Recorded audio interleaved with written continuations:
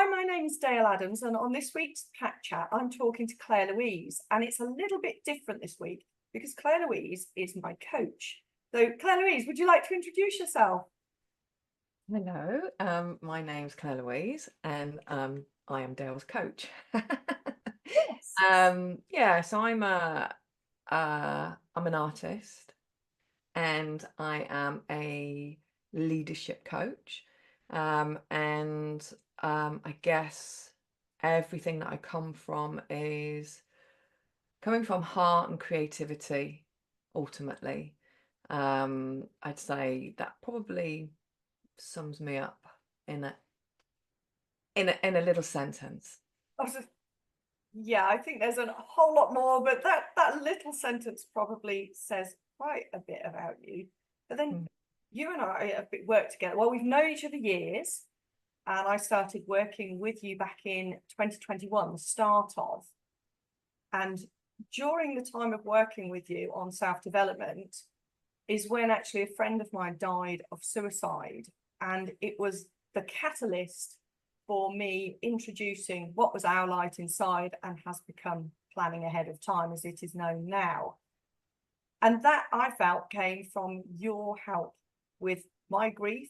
And I know you have a lot of women and you've gone through a lot yourself. And I just wondered if you could maybe talk a little bit about that and how we can bring something positive out of the grief if we do it with help and support. Yeah, okay. So if maybe I'll talk a little bit about my experience with grief and death, and start there, and then how that impacted me, and then how that's informed the work that I do today. Perfect. Okay, so it was just before my 18th birthday when I first experienced death of my cousin who was 15 at the time. It was a tragedy. It was a tragic death. It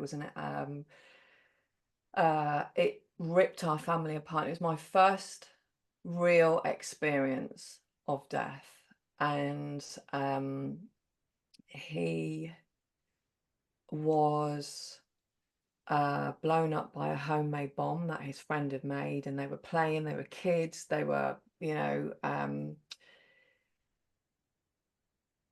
it, as you can imagine, it was like somebody dropped a bomb in our family. Um, and uh, and then there was a lot of trauma wrapped around that, because um, there was a lot that went on behind there in terms of how it all happened. Um, within, I think within 18 months, my gramp died. He was early 60s, and he died literally of a broken heart because just the family just fell apart. And then not long after that, my cousin's sister died of cancer, and she was 20. And so in this very short period of time, I experienced um, this wave of trauma, of death, of an inability to be able to express my feelings, because I was trying to hold my family together. I was young. Our family just fell apart, as you can imagine. It just fell apart. And I guess, I took on the role of trying to hold it all together. Yeah. Yeah. And I think, you know, I've made some notes actually here, because each death taught me something differently. Each death taught me something. There was Royston's was shock, just pure shock. Um, my gramps are, you know, and there was this, I just remember not knowing what to do with it. How do I experience this? How do I experience what I'm going through? Because there's all of this emotion that I've never experienced before, and I have no idea what to do with it. Zero, none. And no one's showing me. No one's, you know, like I say, you know, our family didn't know how to deal with it. And no one's showing me as a teenager what to do with all of this emotion. And, you know, I went into drink. I think I went off the rails. Uh it was a very confusing time for me to be able to navigate. Yeah. When my gramp died, it brought up a lot of anger for me, a lot of anger. And I could see how I was able to see how heartbreak, you know, heartbreak of everything that was happening literally was the contributing factor to my grand dying. Um, and that was really that was really hard for me. And again, what do you do with all this anger?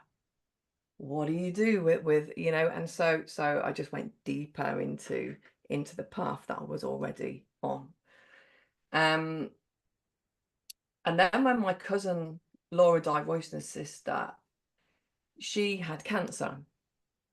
And so there was time this time. There was time to be with it. And Laura had this, I don't know where she got it from. And I don't know, there was like this wisdom and this knowing, and the conversations that we had were very deep and real and raw and about death and dying. And she knew she was dying. And we would have conversations around how she was feeling with what's happening around her, you know, how she was feeling with in herself, how she was feeling with about death. And she would say to me, you know, got no one really to talk to it about. And that really, I think that was the first experience for me where you can be with death rather than trying to run away from it. And yeah, because you know, with my grandpa, we was trying to run from it. I didn't know what to do with it. I was trying to put it somewhere else and do something with it because I didn't know what to do with it. Whereas with Laura, we would sit and we would be with death. Death was in the room, and we would sit with death and we would speak to death, and we would come from a very heart. There's no anger. It was acceptance. It was love. There was forgiveness. There was so much in this place. I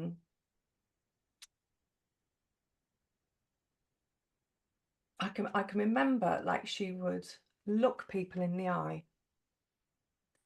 It didn't matter how old they were.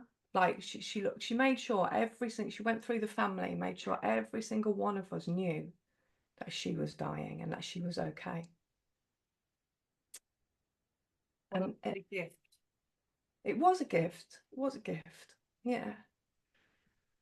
And it was very, I mean, gosh, what is it? It's, I don't know how many years ago, 30 years. It's still, I can still feel it.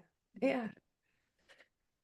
Yeah. And it was, and she was a gift. Her death was a gift. I mean, you know, it wasn't, but it was, you know, and I was able to process a lot because of her presence with death. and so I guess from there, I was still holding a lot, and again, just not, it's, you know, it was stored, held, and stuck in my body. And there was I remember my auntie, Royston and Laura's mom, would say how she would find it very difficult because nobody, she had no one to talk to about her children. And so I would go round and I would literally just sit with her in her grief and give her space to speak. And you know, she would get the pictures out and we would just be, because again, there's that whole thing, isn't it? People don't know how to be with people when they're grieving. And it's like, I just learned that I can't take your pain away, but I can be with it. I can be with it. And I think that really opened me up to, you know, I'd already moved into my spiritual journey, if you like. And but there was a point where, like, Royston taught me to live. I was at a very young age, I was taught to live. Because it was like, he was 15, and it's like, you know, up to that point, people died when they were 90, you know, and he taught me to live and have this passion for life. And but with it was a bit of a panic. I'll be honest, because I feared death with that. Laura taught me forgiveness, you know, and dignity. And then, and like I say, I had a lot of unprocessed grief and a lot of unprocessed trauma. And I found creativity, if you like. I became a photographer. I found fine art, and then all of a sudden I'd got this platform for me to be able to express myself, because there was so much stuck inside me, and I didn't know what to do with it. And actually, sometimes there are no words. No, and there's many ways to experience grief and loss and sorrow, and obviously creativity, and the artist, as Stephen Garrett would say in his 7 languages of sorrow, is one of them, because sometimes people don't have the words because they can't put it into words, but you can express it. As you say, you had it stuck in the body, you can move it through and express it in a different way. So yours was the creative artist. Yeah, and literally that is how the artist in me, the real artist in me, was born. It was like she was able to, I found this freedom to be able to express myself and experience myself as well in that grief. And then, you know, and so I went on this huge journey of processing, and, you know, through photography and as an artist. And then you know, fast forward to 7, 8 years ago, my best friend died of cancer. He was, well, he was a bit younger than, it was a couple of months, well, no, say a couple of months, about August to November, 9 months younger than me. And then within a space of a few months, my cousin was murdered. And so again, there's this, it was like, there was all this, all of this grief. And to be fair, by this point, you know, I'd done a lot of personal development work. I'd done a lot of artistry, explored my spirituality, explored my relationship with grief. And actually, it gave me purpose. It really, you know, it really made me want to create change in the world. I get that. And having navigated so much trauma in in myself, like I say, we don't talk about our mortality. We don't talk about death. We don't even know how to live. You know, no one's showing us how to live and manage our emotions so we can experience ourselves. We're in this, we're here and we're living life through this um conditioned tunnel of what it gets to look like for us. And I think those two they just sort of blew the roof off of everything for me. And I just remember thinking,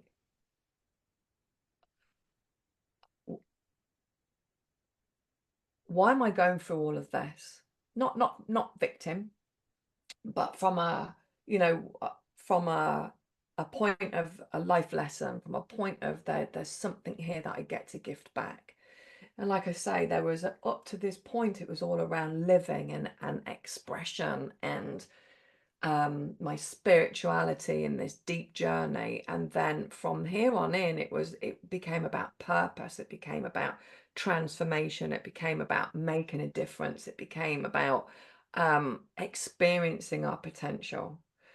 It became about my own mortality and realizing just how precious my time is, Absolutely. just how precious my life is, just how precious the experience that I'm having in this life, and how precious that is for each and every one of us. And it really informed my decisions and my choices around where I was taking my artistry, because I can't lose that. I can't lose that. I don't want to lose it. It's who I am. Um, and how I was living. And then I, like I say, what I learned was everything that I've been through was to bring me to this point, of which was about helping people, supporting people, um, activating people to live. I mean, really live. And live authentically is Absolutely. in my mind.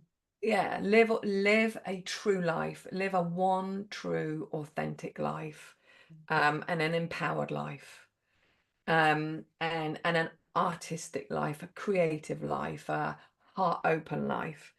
And I guess it's taken me on this journey. It's taken me on this deep journey of exploring that. And I think I wrote a post actually the other day that my deepest fear is to die with my dreams still inside of me. Wow.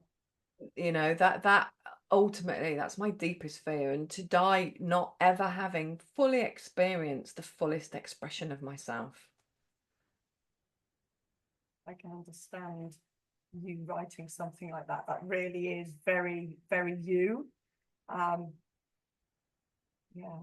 And it's what you do for others as well. It's as though you bring that through yourself to others that work with you. It's, you don't just want it for you want it for everybody. That's, I think, the crucial element for me, is you put that passion into everything you do and to everyone that you work with, and enable us to see things the same way. Yeah, because I see it. It's like you can only take your clients as deep as you can take yourself. Yeah, you can only hold that space. I know I have gone through a lot. This death piece is just a small part of my experience, and my traumas, and it's like, how do I I've gone through so much, I've come through so much, I've moved through so much, I'm living beyond so much. And like I say, when my cousin was murdered, it was, how do I go back and change that? How do I go back and change that? And I remember asking the prosecutors and who were on the case, what do you say? What makes this stuff happen? And he said, people that they stop believing in themselves, they stop believing in life. And I just knew that was why I was here. It's like I know, and even if I think back before all of this, before I even had the consciousness around what I was doing, I have always, I have this inner strength that I know my role is to help people to live, to move beyond the pain, to experience themselves as more than where they think they are or what they're experiencing now. So you once told us a little bit about how you sat with that grief. Are you willing to talk about Yeah. that? Yeah. So people maybe who are deep in their grief, how can they absolutely. help themselves? How can they sit with it? Yeah, of course, of course. So I think it was last year, It was. this time last summer. Yeah, maybe July time. So my back and my neck had gone, and I was unable. And it actually, it was coming up to the anniversary of my cousin's death, murder. And again, there was a lot that was stored, held, and stuck in my body that needed to come out. And grief isn't, there's a lot of grief, and I'm talking about grief that was attached to endings through living, and as well as endings of life. And I was literally knocked off my feet, and I couldn't do anything. The pain was unreal, and I just remember thinking to myself, okay, if everything happens for a reason, if this is here because it's keeping me still, I can't move. What if I'm really present with what's in my body? What's coming up for me to experience? And it was deep, deep, deep, deep grief. That's when Deep loss. manifest. Our emotions manifest in physical form, don't they? Yeah, absolutely, absolutely. And I just remember last summer, it was a bit different to this summer. It was hot. And I'd done my garden, and I've been creating again, my creativity always leads and I turned the top of my garden into this big nest. And I realized what I've been doing was building this nest for me to literally to go and be in.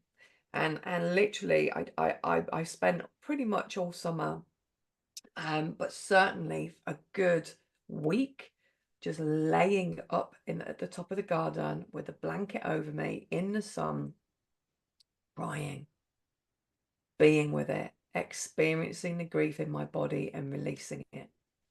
And without collapsing into the story. So, the mind can take you off, and it stops you experiencing grief and any of our emotions actually. And literally just being with it, just being with everything that I'd experienced, and allowing the part of me who never cried to cry, the part of me who had to stay strong to be vulnerable, the part of me who was angry to be angry, the part of me who was feeling the shock and literally disconnected from my body, to come back into my body so I could really start to feel and experience my own process.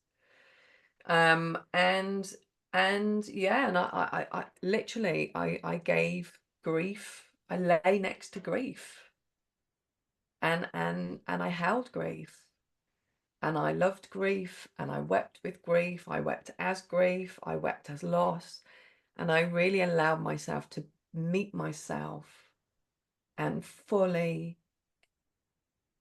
release it and experience it through my body. Because like I say, the art I had used, and it reflected everything back at me, and there's a part of me that was experiencing it as I'm creating it.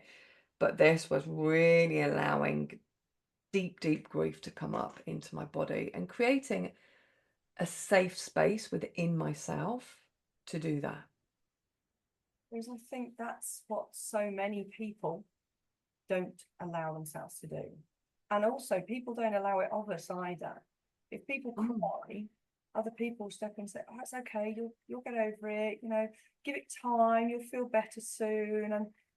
And actually, that's not always what we need. We need to just, as you said, even when you were talking before, to sit with somebody.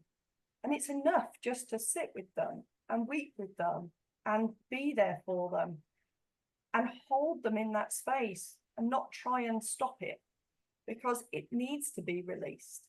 And yours is obviously built for so long that eventually you had no choice but to sit with it and take a week to grieve. And I know with personal experiences, even time off work to grieve a relative is so short. You know, it's a couple of days, you know, sometimes a week, and you're supposed to just get over the death of the people closest to you. This can be your husband or wife, your partner, your parents, your children, and your work policy gives you 1 week, then you have to be back to work. It's just happened in my family. Now, some people want to get back to work because, again, they think, well, it will take my mind off, it will get me back into routine, but they're still not sitting with it. They're still not then allowing it to come through and release it. I mean, it's always going to be there. Grief doesn't disappear completely ever, as you again showed earlier when you start to talk about somebody, and that emotion will always be there, but it can be very, very physically damaging as well. Yeah, and I think that it brings me back to my that start point is that we're not taught how to be with grief. We're not taught how to be with death. We're not taught how to be with our own mortality. You know, what I was in my younger years, I was a auxiliary nurse, and I would sit with people as they passed over. You know, and I was a young girl. I was, you know, 19, 20. And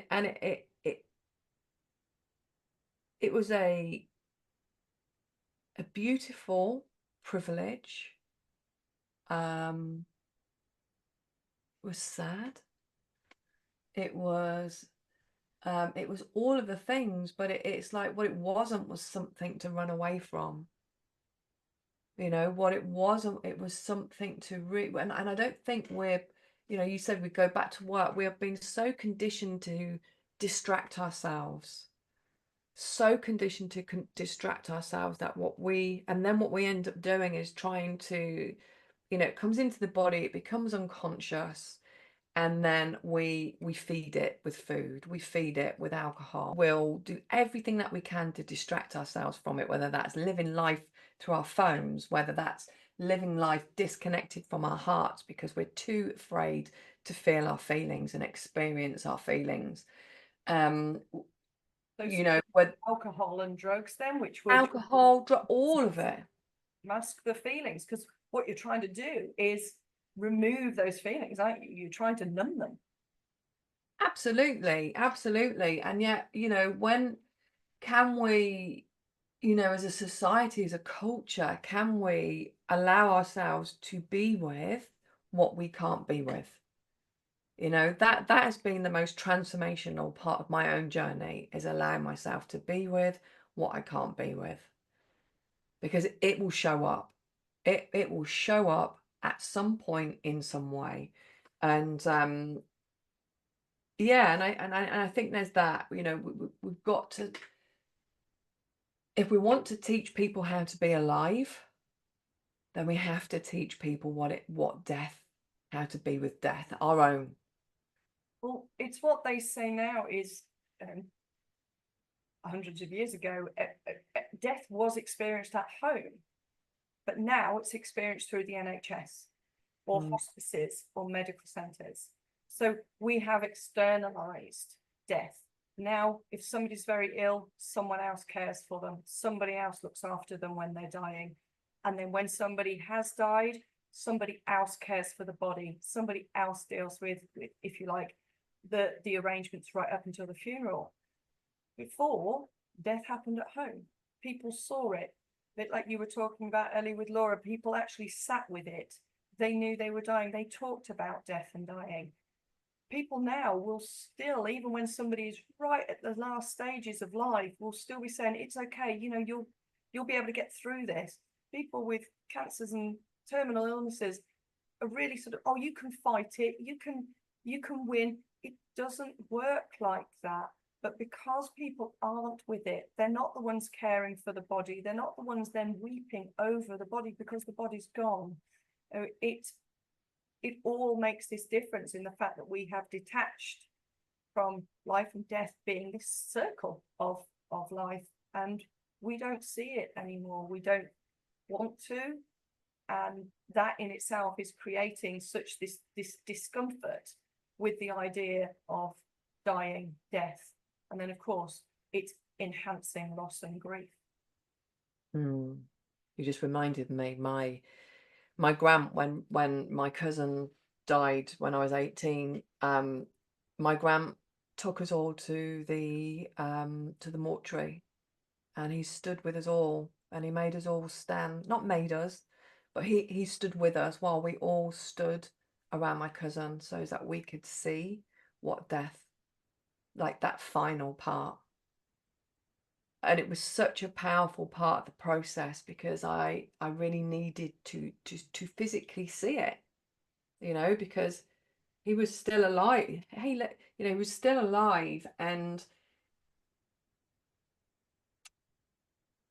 if I couldn't be with him in his death, then there's no completion cycle.